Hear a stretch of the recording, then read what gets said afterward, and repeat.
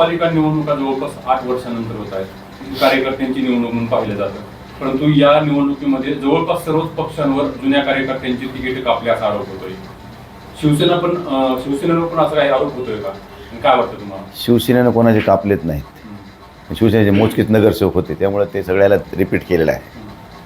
आणि ह्यावेळेसची महानगरपालिकेची निवडणूक ही बऱ्याच वर्षानंतर होत असल्यामुळे थोडी चुरशीची झाली आहे आणि लोकांना बी जरा जास्त उत्साह आला आहे की निवडणूक लढवावी. असं नेमकं त्या निवडणुकीत काय आहे असं काही माहीत नाही कोणालाच.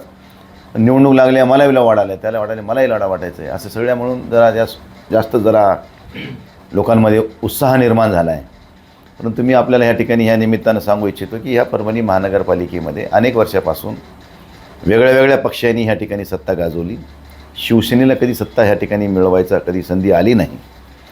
बऱ्याच वर्षानंतर ह्यावेळेस शिवसेनेला सत्ता ह्या महापालिकेमध्ये गाजवण्याचा अधिकार प्राप्त होईल अशी आमची इच्छा आहे. कारण त्या दृष्टीनं आम्ही पावलं टाकलीत आणि लोकांचा कौलसुद्धा शिवसेनेच्या मशाल चिन्हावर मतदान करण्याचा लोकांचा आहे. आणि सोबत आम्ही महाविकास आघाडी म्हणून काँग्रेसला सोबत घेतलेलं आहे आणि काँग्रेसचे पण काही भागामध्ये प्राबल्य आहे. तर त्यांच्या आणि आमची ही संयुक्त महाविकास आघाडीचा झेंडा या महापालिकेवर फडकणार ही काळ्या दगडावरची रेघ आहे. महायुतीमधील तिन्ही पक्ष जर पाहिलं तर मोठ्या ताकदीनं मैदानात उतरत. प्रत्येकजण प्रचार असा करतोय की राज्यात आम्ही सत्तेत आहोत, केंद्रात आम्ही सत्तेत आहोत, शहरातही आम्हीच असं तर निधी मिळत. हे एक ब्लॅकमेलिंगचा प्रकार होतोय असं वाटत नाही का? कारण मतदारांना थेट प्रलोभन दाखवलं जात आहे.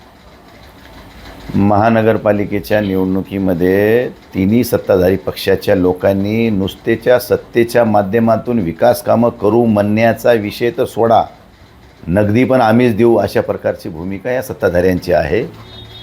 लोकांना आकर्षित करण्याचं काम चालू आहे. पण तरी देखील मतदाराची मानसिकता ही मशाल चिन्ह आणि काँग्रेसच्या चिन्हाबरोबर राहण्याची आहे. त्याचं कारणं अशी आहेत की ह्यांचा बऱ्याच वर्षापासूनचा कार्यकाळ आपण बघतोय की भारतीय जनता पार्टी ही नुसती आश्वासनांची खैराट टाकते आहे. माझा साधा प्रश्न आहे, पूर्ण मतदाराला माझी विनंती ऐका मी काय म्हणतोय. देवेंद्र फडणवीस साहेब 2014 ते 19 मुख्यमंत्री होते. 2.5 वर्षे उद्धव ठाकरे साहेबाचा मुख्यमंत्रीपदाचा कार्यकाळ गेला. त्यानंतर 2.5 वर्षे शिंदे साहेबाचा मुख्यमंत्रीपदाचा कार्यकाळ झाला आणि आता पुन्हा देवेंद्र फडणवीस 1 वर्ष मुख्यमंत्री चालू आहेत. 8.5 वर्षाचा ह्यांचा कार्यकाळ आणि उद्धव ठाकरे साहेबांचा 2.5 वर्षाचा कार्यकाळ. 2.5 वर्षाच्या काळामध्ये उद्धव साहेबाच्या परभणी शहरामध्ये 17 सप्टेंबर 2021ला झेंडावंदन झाल्यानंतर उद्धव ठाकरेंनी परभणीमध्ये 2 मेडिकल कॉलेज जाहीर केले, एक खाजगी आणि एक शासकीय. अंडरग्राऊंड ड्रेनेज योजनासुद्धा उद्धव ठाकरेंनीच त्यावेळेस मान्यता दिली. समांतर पाणी पुरवठा योजनेलासुद्धा उद्धव ठाकरेंनी मान्यता दिली. आपल्या शहरामध्ये 80 कोटी रुपयाचे रस्ते, जे आता काळेगाव रोडकडे जाणारा रोड जेल कॉर्नरपासून, त्यानंतर ह्या दर्गा रोडकडे जाणारा रोड, असे 3-4 रस्ते जे शहरातले मुख्य रस्ते होते, ह्या सगळ्या लोकांना 80 कोटी रुपयाचा निधी उद्धवसाहेबाच्या काळातच मिळाला. आपल्या इथलं नाट्यगृह बाजूला उभं आहे, त्या नाट्यगृहाला मिळालेल्या पूर्वीच्या पैशात ती उभं राहिले. बाकीचे पैसेसुद्धा शासन देत नाही. तुम्ही म्हणल्याप्रमाणे शासन प्रत्येक ठिकाणी विरोधकाला अडवणूक करण्याचं काम करते. त्यांना शहराच्या विकासाशी काही देणं घेणं नाही. विद्यापीठामध्ये एक सायन्स पार्क उभं राहते, ते पण आदित्य ठाकरे साहेबाच्या माध्यमातून. मला एक सांगा, उद्धव ठाकरेच्या काळामध्ये 70-30चा जो मराठवाड्यातल्या मेडिकलच्या शासकीय वैद्यकीय प्रवेश प्रक्रियेमध्ये मोठी गंभीर समस्या निर्माण झालेला 70-30चा कायदा उद्धव ठाकरे होते म्हणून कॅन्सल झाला. देवेंद्र फडणवीसकडे ही 5दा शिष्टमंडळ गेलं, पण त्यांनी एकदाही त्याला स्वीकारलं नाही. पण उद्धव साहेबांनी महिन्याभरात तो निर्णय निकालात लावला. मला सांगा, ह्यांचा 2.5 वर्षाच्या कार्यकाळामध्ये ह्यांनी एवढ्या मोठी सगळी कामं केली. याच्या विरुद्ध 8.5 वर्षाच्या कार्यकाळामध्ये भारतीय जनता पार्टी आणि महायुतीच्या सरकारमध्ये काय तुम्ही दिवे लावले ह्याचं स्पष्टीकरण द्यावं. आम्ही निवडणुकीत माघार घेऊ. साधा विषय. तुम्ही जसं सांगितलं की उद्धव ठाकरे यांनी शहरातील रस्त्यांसाठी निधी दिला होता, परंतु तो निधी त्यावेळेस बदललेल्या सरकारनं थांबवला. कोर्टातून मिळाला, आम्ही कोर्टातून मिळवला. तुम्हाला तो निधी मिळवण्यासाठी कोर्टामध्ये जावं लागलं. तसाच काहीचा हा प्रकार वाटत नाहीये का तुम्हाला मग, की आमची सत्ता आली तरच आम्ही तुम्हाला निधी देऊ? हा गर्भित इशारा नाहीये का परभणीकरांसाठी? बघा, आता शेवटी निवडणुकीमध्ये हे आरोप प्रत्यारोप चालणार, आम्ही देणार नाही. त्यांच्या काय घरून पैसे आहेत त्यांना. लोकांच्या करातून जमा झालेला हा पैसा त्यांना द्यावाच लागेल. ठीक आहे, एखाद्या सवतीसारखं वागणूक मिळेल, तेवढं आम्ही समजू शकतो. परंतु महानगरपालिका चांगल्या रीतीनं चालवायची असेल, सर्वसामान्य नागरिकांच्या समस्या सोडवायच्या असतील, तर त्या ठिकाणी चांगल्या प्रकारची माणसं बसवणं, चांगल्या विचाराची माणसं बसवणं आणि त्याच्या मागं खासदार आमदार म्हणून आम्ही तिथे उभे आहोत. कुठं जर चुकत असेल तर आम्ही त्याला तिथं बाजूला करून आम्ही लोकांच्या समस्या सोडवण्याला प्राधान्य देऊ. परभणी शहरातली जी रस्ते तुम्ही म्हणताय तुमच्या उद्धव ठाकरे यांच्या काळात झाले मुख्यमंत्री असताना, पण आता भाजप त्याचं क्रेडिट घेते की ते म्हणजे नाही, ते आमच्याच काळात झाले, आम्हीच मंजूर केले आणि आमच्याच काळात ते रस्ते पूर्ण झाले. ते पैसे कोणी मंजूर केलेत हे भाजपनं पुरू करावं. मी खासदारकीचा राजीनामा देऊन टाकतो. नाही तर त्यांनी पालकमंत्रीपदाचा राजीनामा द्यावा जर पालकमंत्री म्हणले असतील तर. जे कोणी भाजपवाला म्हणलं आहे त्यानं पुरावा घेऊन ये म्हणावं. तू म्हणायचं ना आम्ही ऐकायचं. कार्यकर्त्यांच्या या निवडणुकीमध्ये उपमुख्यमंत्री येतात, मुख्यमंत्री येतात, हे कितपत योग्य आहे? सध्या भारतीय जनता पार्टी आणि महायुतीच्या सरकारमधल्या लोकांचं राजकारणाकडे बघण्याचा दृष्टिकोन हा व्यावसायिक आहे. भारतीय जनता पार्टी तर 24 घंटे 12 महिने हे त्याला व्यवसाय दृष्टिकोनातून बघती. हे काळ्या दगडावरची रेग आहे. आपण बघितलं असेल सकाळी उठल्यापासून संध्याकाळी झोपेपर्यंत कोण कार्यकर्ता कुठं गेला आहे, कोण कुठं नाही, सगळे पेड आहेत. पुन्हा सगळ्या त्यांच्या पक्षाच्या जे काही प्रमुख लोक पदावर काम करतात ना संघटक म्हणून, त्या सगळ्याला शासनाने देत पगार. भारतीय जनता पार्टी त्यांना पेमेंट देते आहे. आणि भारतीय जनता पार्टी कोणतं राजकारण करते आहे समाजसेवेचं? कोणाचे कधी धुतले कोणी भाजपवाल्याने कोणाची? कधी कुठे चांगला वाईट प्रसंगाला कधी रस्त्यावर आला भाजपचा कोणी कुत्रा? घरात बसून उगाच काट्या फिरवायच्या. अरे रस्त्यावर उतरून आम्ही जंग लढली, आम्ही जेलमध्ये गेलो, बाळासाहेबांच्या आदेशानं ह्या महाराष्ट्रामध्ये अनेक आंदोलनं आम्ही केली, आमच्यावर अनेक गुन्हे दाखल झाले आणि सत्ता मात्र भाजप भोगत्या. ही या राज्याची शोकांतिका आहे. याला प्रश्न लागून असा आहे की भाजपचे नेते लोक सभेसाठी येत आहेत, राष्ट्रवादीचे येत आहेत, पण तुमच्या उबाटाचे कुणीच वरिष्ठ नेता येत नाही. मी उपनेता आहे ना इथं. बस झालं, मैं हम अकेले काफी है उनको सबको. निवडणुकीच्या दरम्यान सत्ताधाऱ्यांकडून ज्या पद्धतीनं प्रशासन यंत्रणा वापरली जाते, काही दिवसांपूर्वी साध्या ऑटोच्या परमिशनसाठी असेल किंवा कुठे सभा घ्यायची असेल तर विरोधकांना टार्गेट केलं जाते असं वाटत नाहीये का? साहेब आता मला सांगा, भारतीय जनता पार्टीच्या ह्या सत्तेच्या काळामध्ये कुठला कायदा राहिला आहे, कुठली सुव्यवस्था राहिली आहे? जजेससुद्धा मॅनेज केल्यासारखी परिस्थिती आहे. कोर्टसुद्धा ह्यांचेच. निवडणूक आयोग तर खिशातच घातला आहे. त्यांनी म्हणायचं भूक, ह्यानं भुकायचं. त्यांनी म्हणायचं उठ, ह्यानं उठायचं. त्यानं म्हणायचं बस, ह्यानं बसायचं. भारतीय जनता पार्टीनं लोकशाहीची हत्या केली आहे असं माझं म्हणणं आहे. भाजपच्या पालकमंत्री आहे त्या जिल्ह्याला, त्यांनी काही दिवसापूर्वी एका भाषणामध्ये म्हटलं की केंद्रामध्ये आमचा गृहमंत्री आहे, राज्यात देखील आमचा गृहमंत्री आहे. नेमकं असं सांगायची गरज का पडली त्यांना वाटतं? काय माहिती त्यांनाच माहिती. इशारा देत नाहीत ना ते. असे इशारे देणारे आम्ही आयुष्यात लई बघितले ना. आम्ही असे इशारे देणारे जर आम्ही भिलो असतो तर त्याला आमचा उदय झाला नसता. काही नसताना आम्ही सगळ्याला पूर्ण उरलो ना. हेला कोणी जुमानत का आम्ही माणसं? हे एकीकडं बोंबलं ते रोज उठलं की हिंदू मुसलमान बटेंगे तो कटेंगे. आता भाजपनं तर त्या सेलूमध्ये जिंतूरमध्ये मुसलमानं कमळावर उभे केले. लोकांनी मुसलमानांना मतदान दिलं, कमळावर निवडून आले ह्यांचे माणसं. चांगली गोष्ट आहे बाबा, तुम्ही आनंदाची गोष्ट. तुम्हाला लोकांनी मतदान दिलं, तुम्ही मुसलमान तुमच्याकडून निवडून आले. आता तुम्ही पुन्हा जातीवाद करू नका, हिंदू मुसलमान म्हणू नका, बटेंगे तो कटेंगे म्हणू नका. त्यांना सन्मानानं वागवा. आणि तुम्हाला लयच तुमचा द्वेष असेल तर त्याला देशाच्या बाहेर तरी हाकलून द्या ना. मग ते तरी करा.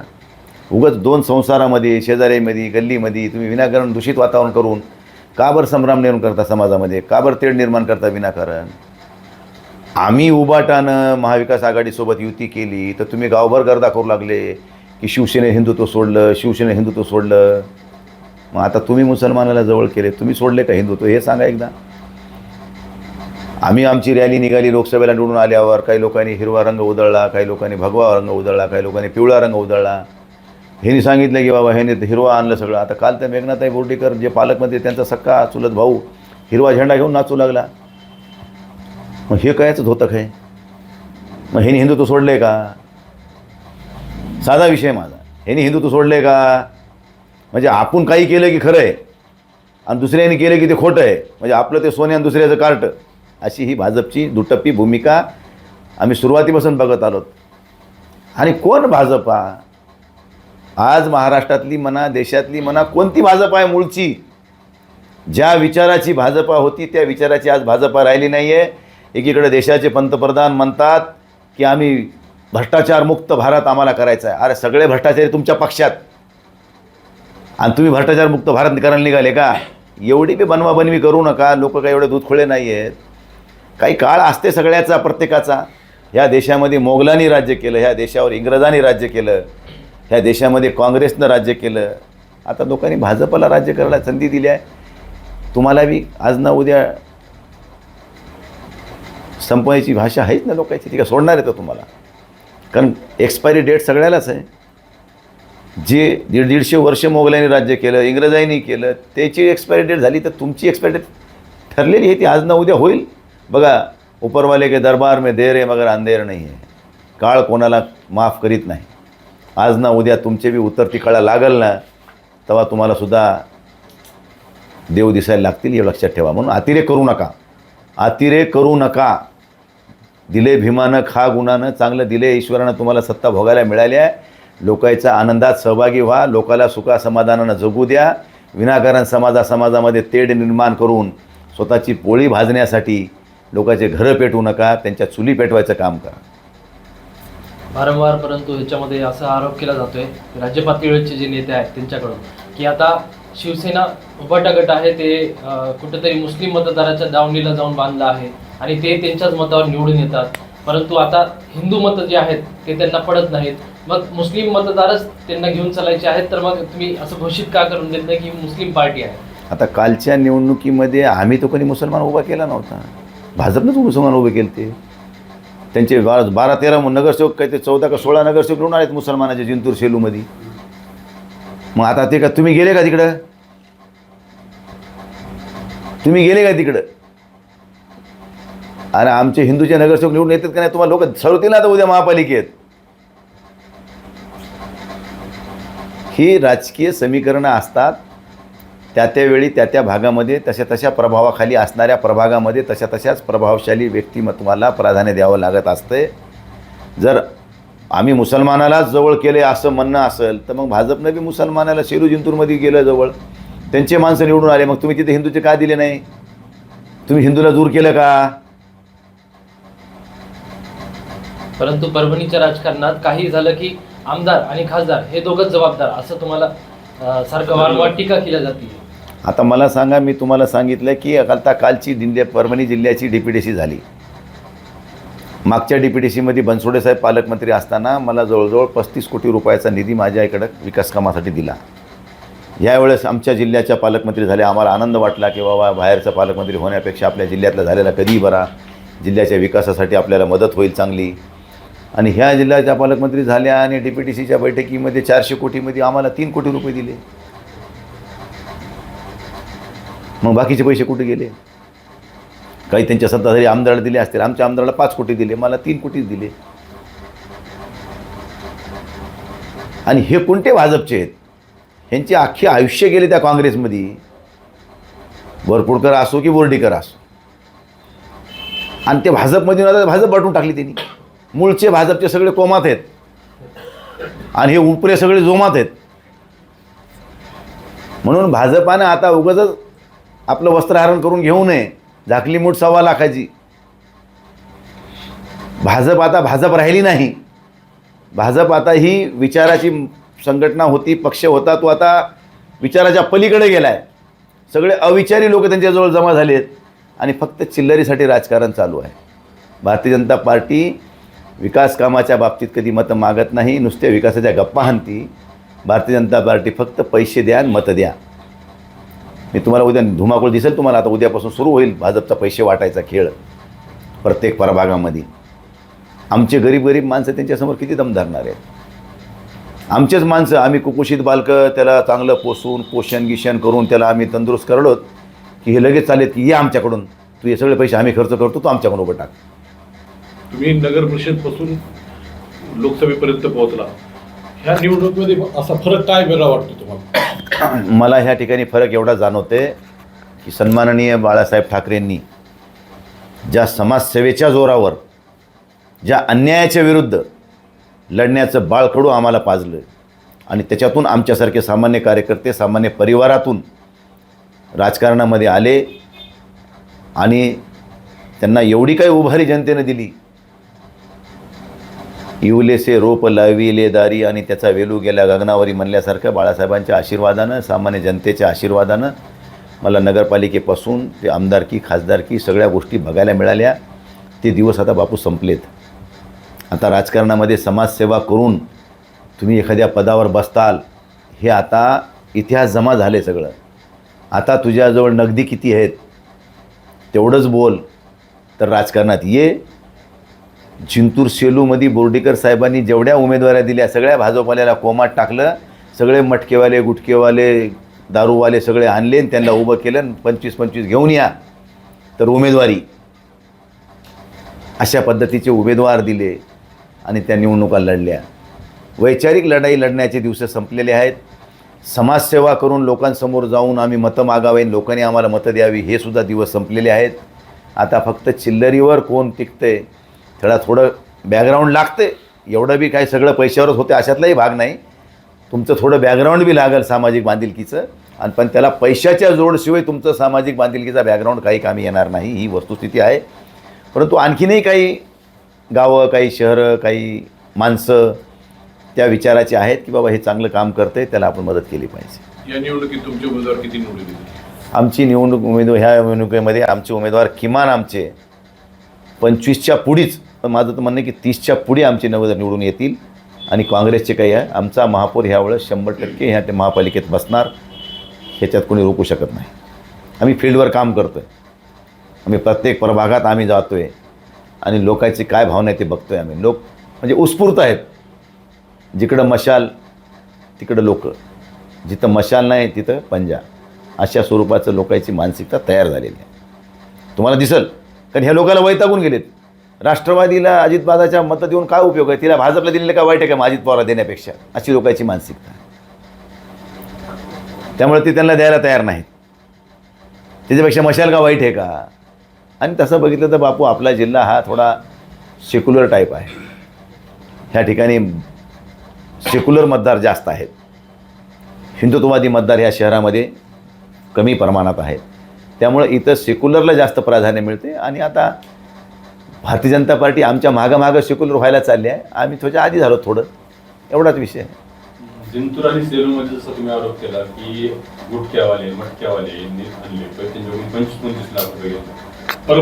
परभणीतही तसे काही आरोप झालेत कार्यकर्त्यांना. मी काय म्हणलं, राजकारणामध्ये आता त्यांनी पायंडाच टाकला आहे ना, त्यामुळे त्याला काय बोलून उपयोग नाही राहिला. आता त्यांनी असा पायंडा टाकून दिला आहे की फक्त ताकदवार पाहिजे आम्हाला.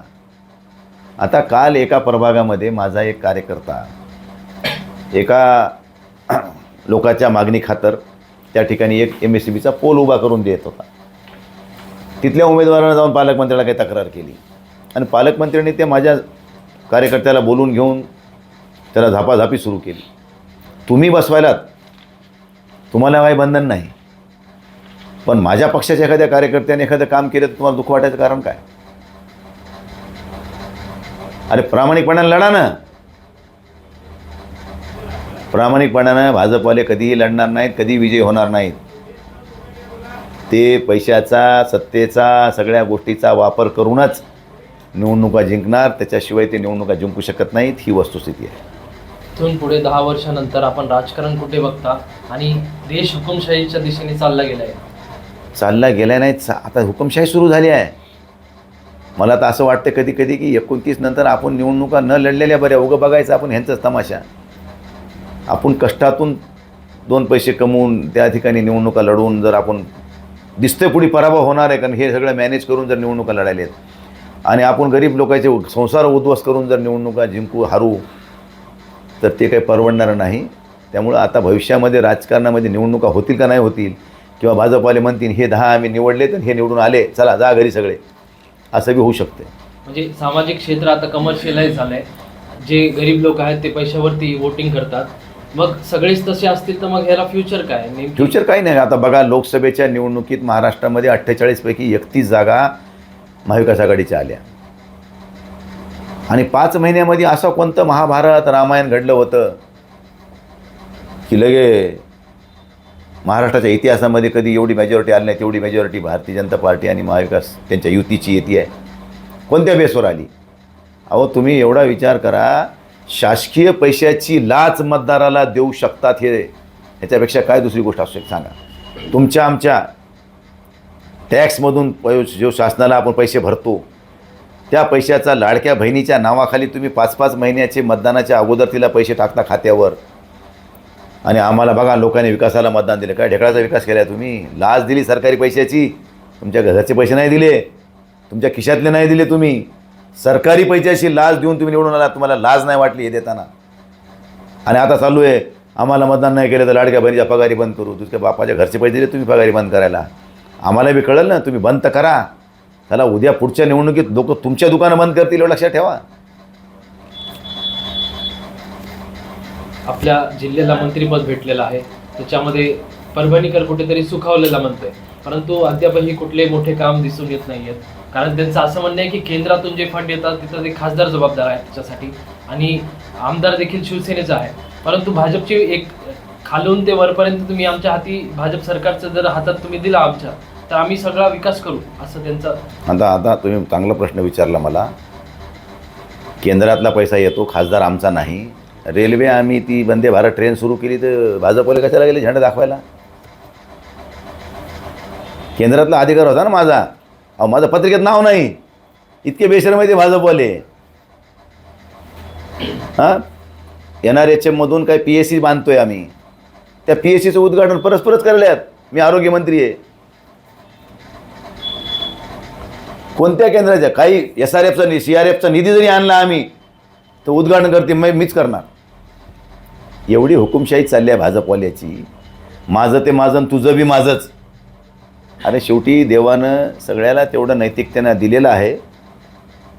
तुम्ही जितका अतिरेक करू नका.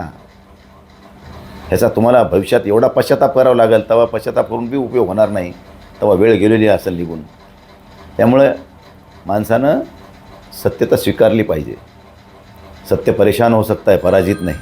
असते काळ सगळ्याचाच, कधी हे कधी ते कधी ते. त्यामुळे आज त्यांचे दिवस चांगले आहेत, आम्ही भोगायलो चालतं ठीक आहे, पण आम्ही हरलो नाहीत. मनानं आम्ही कधी हरलो नाहीत आणि कधी हरणार नाही. आम्ही ज्यांच्यामुळं ते मोठे झालेत ते त्यांना सोडून गेलेत. वंदनीय शिवसेना प्रमुख बाळासाहेब ठाकरेंमुळं भारतीय जनता पार्टीचे दिवे ह्या महाराष्ट्रात लागलेत, नाही तर भारतीय जनता पार्टी बियालासुद्धा नव्हती महाराष्ट्रात. मला आठवतं आहे 1985ला आमचे विजयरावजी गव्हाणे साहेब ह्या ठिकाणी शेका पक्षाकडून उभे होते. त्यावेळेस भाजपच्या दमसुद्धा नव्हता, जनता पक्ष होता तेव्हा त्यांचा, भाजपसुद्धा नव्हती. आणि विजय जोशी सरांमुळं आम्ही गव्हाणे साहेबाचा प्रचार केला होता. त्यावेळेस तकी आसन संभाजीनगरहून ह्या ठिकाणी आले होते CD घेऊन. आयशा बेगम ह्या ठिकाणी काँग्रेसच्या उमेदवार होत्या. आणि त्यावेळेस पहिली हिंदुत्वाची मुहूर्तमेढ गव्हाणे साहेबाच्या रूपानं आम्ही या परभणीमध्ये रोवली होती. आणि 90पासून आमचा हा बालेकिल्ला आहे. कोणात बी दम नाही ते हटवायला. मी आज बी सांगतो आणि उद्याही सांगेन.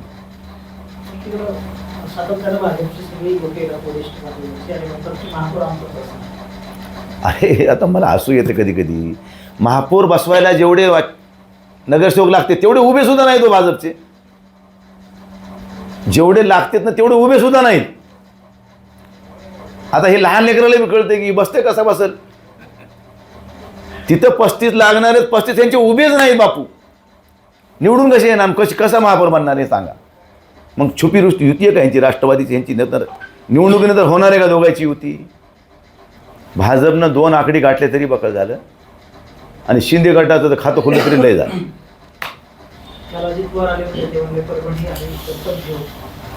असे लय दत्त घेतले त्यांनी गावं. मला सांगा, कालच्या सभेला सगळे 500 आणलेले होते हो. तिकडं चालू होतं वाटप खन खन खन खन. एकाच्या ते तोंड्यावर काही रौनक होती का सांगा मला? कोणी बोलणं सुद्धा गेलं, घोषणा तर लांबच राहिल्या. त्या स्टेजवरच चालू होता करता ह्यांचेच भांडणं चालू होती. एक रुसायले, एक उठायले. आमचे भैयासाहेब बसले की ते आश्याला रोग यायला, ते आले की हे आले. आणि त्याच्यामध्ये एक फरार आरोपी स्टेजवर होता, कलिमवास म्हणून नगरसेवक त्या वार्डातला उमेदवार आहे 6 मधला. त्याला त्या तांबोळी डॉक्टरच्या मॅटरमध्ये त्याला कोर्टानं परभणी शहरामध्ये येण्याला बंदी घातलेली आहे. त्या घाटीवर त्याला जमानत दिली आहे. ते उथळ मात्यानं शहरात फिरायला स्टेजवर अजित पवारांच्या. ही काय कायदा सुव्यवस्था? ही का तुमची नीतिमत्ता?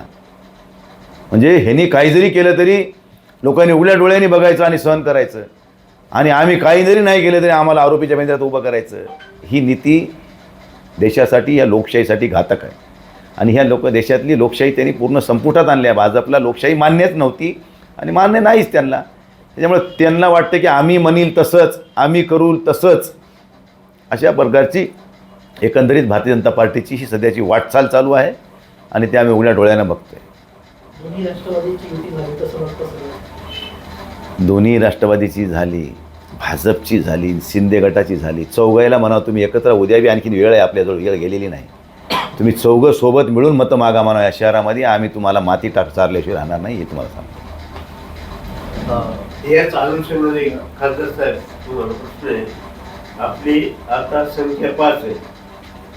गत निवडणुकीत 5 नगरसेवक तुमचे, पण आताची पुढची तुमची तयारी किती नगरसेवक? मी सांगितलं ना अण्णा, 25 ते 30 मध्ये शिवसेनेचे नगरसेवक येतील आणि आम्हाला लागणारे वरचे काँग्रेसचे येतील. महापौर शिवसेनेचा होणार, शिवसेना काँग्रेस युतीच महाविकास आघाडीचा होणार. नाही झाला तर तुम्ही मला काय पेनल्टी द्यायची सांगा, मी देतो तुम्हाला. राज्यामध्ये सत्तेमध्ये बसलेले 3 पक्ष आहेत, परंतु ते ज्यावेळेस महापालिकेच्या प्रचाराला येतात एकमेकाला धमकवण्याचं राजकारण करतात. बावनकुळे आठवण करून देतात. 70,000 कोटी रुपयांचं प्रकरण कोर्टात आहे. अजित पवार त्याला काउंटर देतात. कसं पाहतात ते? कारण तिथे एकत्र आणि इकडं एकमेकांना. आता ते निवडणुकीपुरतं इकडं वाद करायला लागले. ते सगळे एकच आहेत. जेवढे भ्रष्टाचाराचे आरोप केलेले नेते ह्या राज्यातले होते तेवढे सगळे भारतीय जनता पार्टीमध्ये समावेश झाल्यानंतर सगळे धुतल्या तांदळासारखे फ्रेश झाले. त्या गुजरातहून निरमा पावडर आलं, कोणतं तरी एक पावडर आलं फ्रेश, त्याच्या सगळे धुवून स्वच्छ केले त्यांनी, आणि म्हणून भ्रष्टाचार मुक्त झाला आहे आता महाराष्ट्र. आता भ्रष्टाचार नव्यानं करायला सुरुवात केली त्यांनी. मग या जिल्ह्यातले कोणते नेते निर्मामध्ये पास झाले? आहेत काय, बोर्डीकर आहेत, वरपुडकर आहेत, तुम्हाला माहीत नाही का? तुम्ही सहकारी आहेत ना जुने अण्णा, तुम्ही ते मला विचाराल पुन्हा. परंतु एकंदरीतच बघितलं तर शिवसेना उभाटामध्येच कुठेतरी आपसात जमत नाही, आमदार आणि खासदारांचं जमत नाही, त्यामुळे त्यांची सीट येत नाहीत आणि त्यांचे जे पक्षाचे हाल आहेत परभणी जिल्ह्यामध्ये ते त्याच्यामुळे झालं असा आरोप केला जातो. मग आता आम्ही त्याच्यासाठीच दोघंजण एकत्र बसलो. आम्ही एक मेळावा घेतला, त्यात आवाहन केलं की बाबा तुमच्या कार्यकर्त्यासाठी आम्ही शेण खाणार नाही, तुमच्या निवडणुकीसाठी आम्ही दोघंजणं तन्मन धनानं तुमच्यासाठी उभं राहू. आमचं काय वैयक्तिक काय असलं बी आम्ही आमच्या निवडणुकामध्ये बघू, पण तुम्हाला वाऱ्यावर सोडणार नाही. ह्या एका हाकेवर सगळे परभणीकर आमच्यासोबत जुटलेत आणि आम्ही सगळेजण ह्या ठिकाणी पूर्ण एक दिलानं एक मनानं आम्ही ही निवडणूक जिंकण्यासाठी प्रयत्न करत आहोत. आणि मला आत्मविश्वास आहे, खात्री आहे की आम्ही ह्या परभणी महापालिकेच्या सत्तेमध्ये मशाल या चिन्हावरचा उमेदवार महापौर होईल, एवढी तुम्हाला मी 100% खात्री सांगतो. महाविकास आघाडीच्या मतदारांना तुम्ही काय आवाहन करता? मी महाविकास आघाडीच्या मतदारांना एवढंच आवाहन करतो की ह्या परभणी महानगरपालिकेवर एकदा महाविकास आघाडीचा झेंडा फडकवा. तुमच्या सगळ्या अडीअडचणीमध्ये तुम्हाला जी काही मदत लागणार आहे, ज्या काही नागरी समस्या आहेत, त्या सगळ्या समस्या दूर करण्याची नैतिक जबाबदारी आमची असेल. त्यामुळे तुम्ही त्याच्याविषयी शंका कुशंका मनात व्यक्त करू नका. फक्त येणाऱ्या 15 तारखेला लोकशाहीतलं पवित्र दान मतदान हे जिथं मशाल आहे तिथं मशाल आणि जिथं पंजा आहे तिथं पंजा, असं महाविकास आघाडीच्या सगळ्या उमेदवारांना निवडून द्या. तुमच्या विकासाची बांधिलकी आमची असेल एवढं सांगतो आणि थांबतो. धन्यवाद. धन्यवाद.